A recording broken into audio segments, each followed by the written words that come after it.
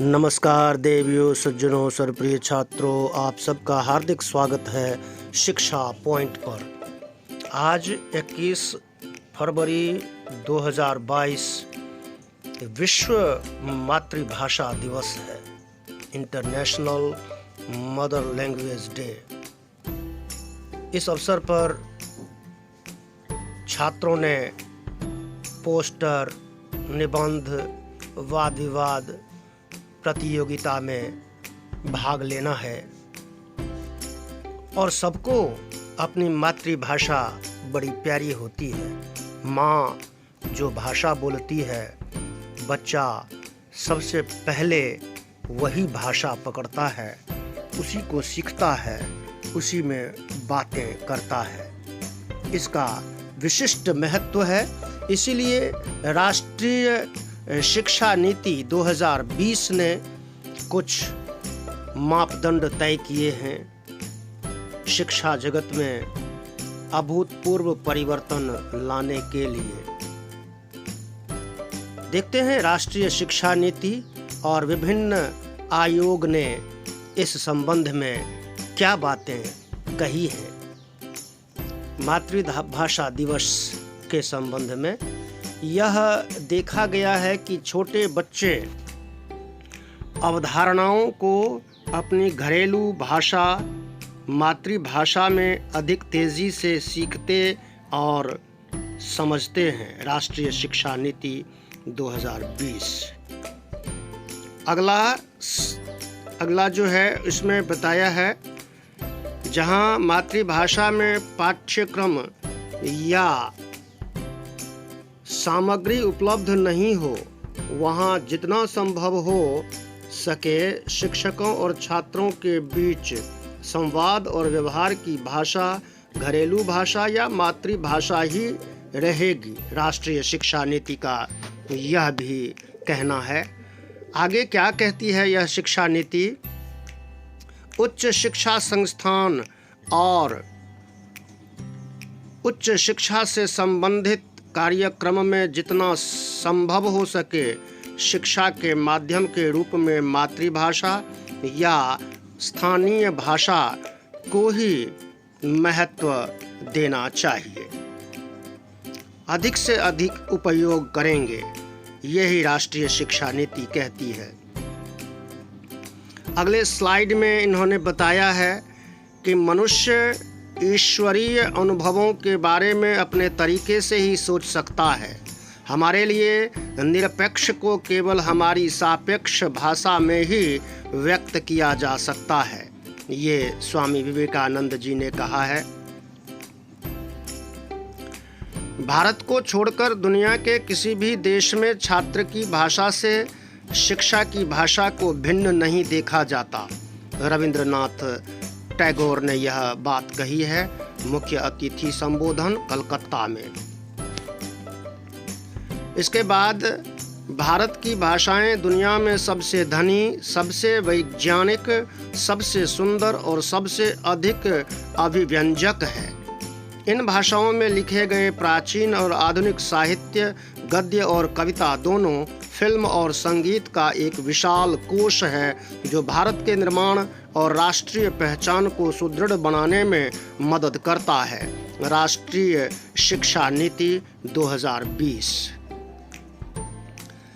सांस्कृतिक संवर्धन के साथ साथ राष्ट्रीय एकता के उद्देश्यों के लिए सभी युवा भारतीयों को अपने देश की समृद्ध और विशाल भाषाओं के साहित्य की निधि के विषय में ज्ञान होना चाहिए। राष्ट्रीय शिक्षा नीति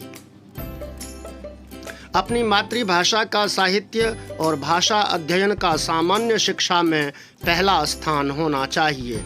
डॉक्टर एस राधाकृष्णन। मैं आज वैज्ञानिक बन सका हूँ क्योंकि मैं अपनी मातृभाषा में पढ़ा हूँ। Doctor APJ Abdul Kalam. स्वदेश अभिमान की एक शाखा यह भी है कि हम अपनी भाषा का मान रखें, उसे ठीक तरह से बोलना सीखें और उसमें विदेशी भाषाओं के शब्दों का उपयोग यथासंभव न करें। महात्मा गांधी। शिक्षण को यदि सार्वजनिक बनाना है तो मातृभाषा में ही होना चाहिए, अन्यथा समाज में भेदभाव की दीवार खड़ी हो जाती है। आचार्य विनोबा भावे। मातृभाषा शिक्षा का उचित माध्यम है और इसलिए बच्चे को उसी के द्वारा अपनी प्रथम ऊर्जा के उपयोग में प्रभुत्व प्राप्त करने के लिए निर्देशित किया जाना चाहिए। श्री अरबिंदो। निज भाषा उन्नति है, निज भाषा उन्नति है, सब उन्नति को मूल। बिन निज भाषा ज्ञान के मिटन नहीं के सूल। भारतेंदु हरिश्चंद्र ने कही है यह बात। अपनी भाषा की जितनी उन्नति होती है, सभी उन्नतियों के मूल में भाषा ही, अपनी भाषा ही होती है। स्कूल और कॉलेज स्तर पर शिक्षा के माध्यम के रूप में मातृभाषा का स्थापित अधिकार है, ये कोठारी आयोग कहता है। हमें अंग्रेजी नहीं आती, यह शर्म की बात नहीं है। शर्म की बात तो यह है कि हम अपनी मातृभाषा को छोड़कर किसी विदेशी भाषा को बोलने में अपनी प्रतिष्ठा समझते हैं। स्वामी विवेकानंद। देश के कामकाज के लिए अपनी ही भाषाओं का प्रयोग व्यावहारिक और राष्ट्रीय स्वाभिमान दोनों की दृष्टियों से आवश्यक है। पंडित दीनदयाल उपाध्याय। अंग्रेजी पढ़ना प्रारंभ से पहले मातृभाषा पूरी तरह से पढ़ लेना चाहिए। जगदीश चंद्र बसु। मातृभाषा शिक्षा का उचित माध्यम है और इसलिए बच्चे को उसी के द्वारा अपनी प्रथम ऊर्जा के उपयोग में प्रभुत्व प्राप्त करने के लिए निर्देशित किया जाना चाहिए। श्री अरबिंदो। मातृभाषा के माध्यम से शिक्षा लेने वाले छात्रों को ज्ञान प्राप्त करने में सरलता, अभिव्यक्ति के स्तर पर स्पष्टता, सटीकता और उत्साह के साथ सोचने में सक्षम देखा गया है। कोठारी आयोग। ये विभिन्न आयोगों और हमारे देश के महानुभावों ने ये बातें कही हैं। इन बातों का अपना विशिष्ट महत्व है। शुरू में विदेशियों का जब हमारे देश पर आक्रमण हुआ तो सबसे पहले उनका कार्य क्या था? यहाँ की भाषा को समाप्त करना, यहाँ की जो संस्कृत प्रतिष्ठित भाषा थी उसको समाप्त करना, अपनी भाषा थोप देना, क्योंकि उनको राज करने के लिए अपनी भाषा में शिक्षित लोगों की आवश्यकता थी।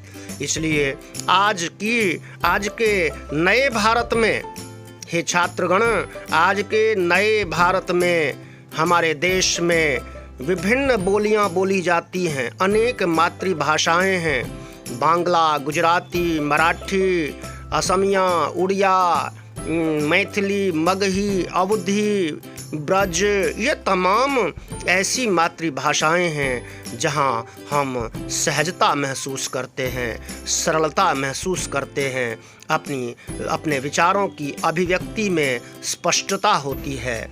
तो सभी बच्चे अपनी मातृभाषा का सम्मान करें, उसका ज़्यादा से ज़्यादा प्रयोग करें और साथ ही जो अन्य लोगों की मातृभाषाएं हैं, जैसा कि बताया अनेक भाषाएं हैं हमारे देश में, लगभग 527 बोलियां हैं जो वस्तुतः मातृभाषाएं ही हैं। इन मातृभाषाओं का जितना हमें ज्ञान होगा, हम शिक्षा जगत में उतना ही अच्छा कार्य कर सकेंगे। धन्यवाद, नमस्कार। चैनल को सब्सक्राइब कीजिए, लाइक शेयर कमेंट कीजिए और नोटिफिकेशन बेल को भी ऑन कीजिए। जय भारत, जय भारती। हिंदी है हम, वतन है हिंदुस्तान हमारा।